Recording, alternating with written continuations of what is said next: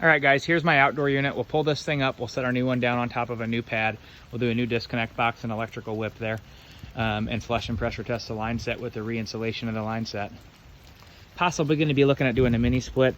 If we do that, we'll set our mini split here. We'll run the refrigerant lines up into above that little sunroom, and then we're going to go into the wall over here, and then across the entire house to the front of the house. We'll put a low wall mount unit, a floor mount unit up there.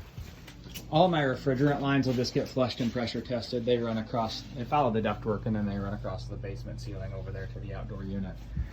Breaker panels over here in this corner. It's a square D load center. We got a double 30 amp breaker right there for the AC. And you do have some access to the outside from the basement here, so we can use this door to bring all of our equipment into where the furnace is sitting over there on that side. That should be everything down here. So my next video will be the outdoor unit. Hey guys, I'm downstairs at Robert's house. We're gonna do a replacement of a full system here. As you can see, my return ductwork is kind of crazy. It was all designed for the low boy furnace that was in here originally. I'm gonna replace everything from this point right here back. So that's all gonna come out.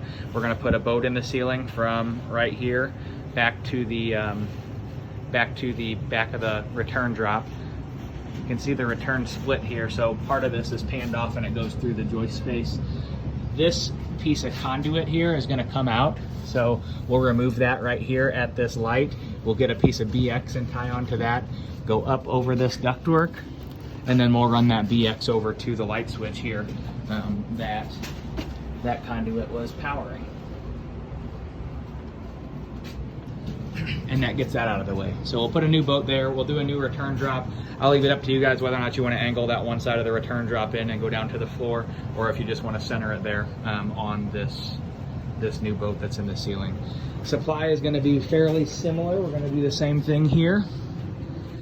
So you can see the supply is massive compared to the actual the plenum, and there's not a whole lot of airflow going to several of these vents here because of the way it's designed. So let's pull this entire supply plenum out and pretty much do the same thing, just build a big box up on the ceiling for everything to get tied into.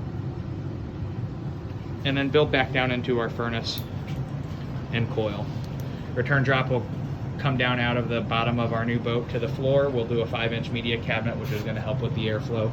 Gas lines will get broken here at the shutoff valve and built back down into the new system. Let's fix up all of this wiring that's wire nutted together and pieced together. We'll just cut all that out and rebuild it. We'll do a new humidifier mounted to the return, and we'll bypass that over to the supply side.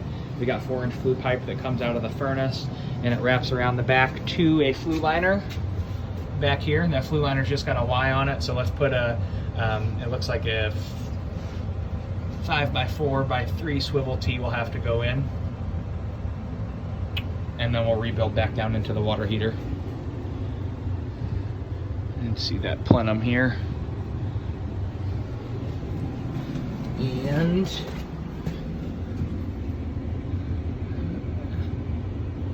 here's all of that stuff. So that's pretty much it down here. I'll jump over to the breaker panel here in a second.